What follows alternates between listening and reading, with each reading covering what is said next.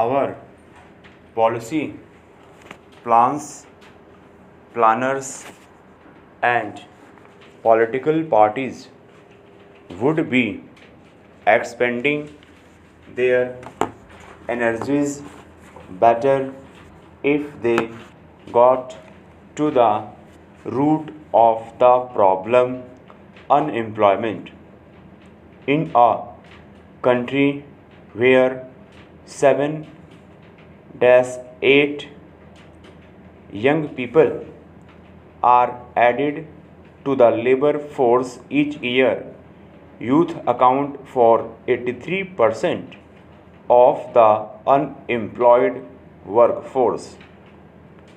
Tackling the problem requires sound economic policy that targets labor intensive sectors where India holds a competitive advantage, and it needs investment in education and skilling that allows young people to work those jobs. Many of us have heard claims about plant fillings, the kind of music they prefer, and so on. All this comes from a 1973 book called The Secret Life of Plants, which Will Hunt's Botany. Globally popular but scientifically unsound, it is the reason researchers and funders are wary of the field. But the wrangle is all about how intelligence is defined. For long, we located intelligence in creatures close to us in evolutionary terms like dolphins, dogs, and primates. But now we know more about non-human intelligence like that of the octopus, how a powerful cunning can evolve quite independent of our own. The mechanics and the purpose of plant intelligence are still a mystery. How does something without a brain coordinate responses to stimuli? They clearly sense gravity, their roots go down and shoots go up even if you tip a plant over. Experiments show that when a plant is nicked, its biochemistry changes instantly. Plants engage with frequency and vibration almost like they have ears.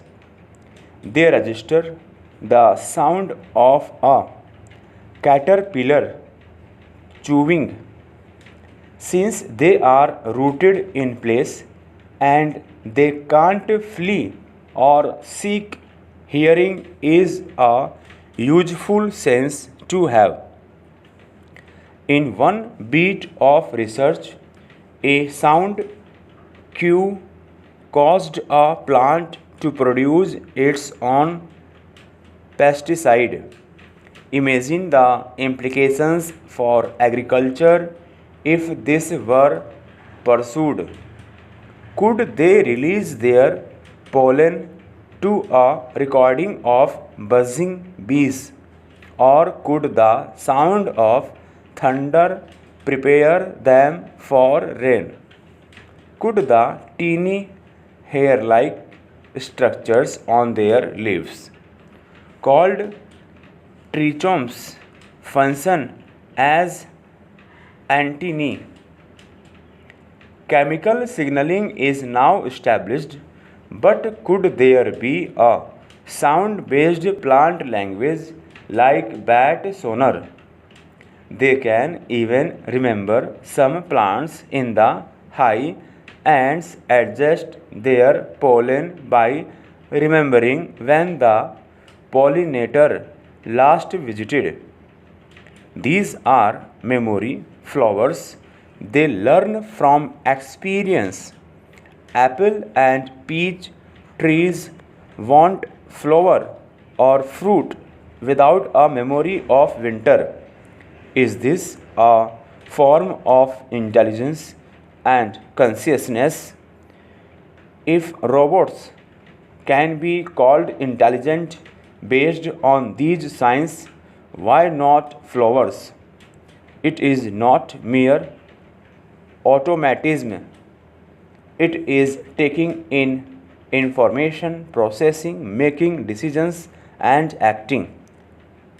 The plant's entire body reflects its conditions, its response to its environment, to obstacles, nutrients, and light.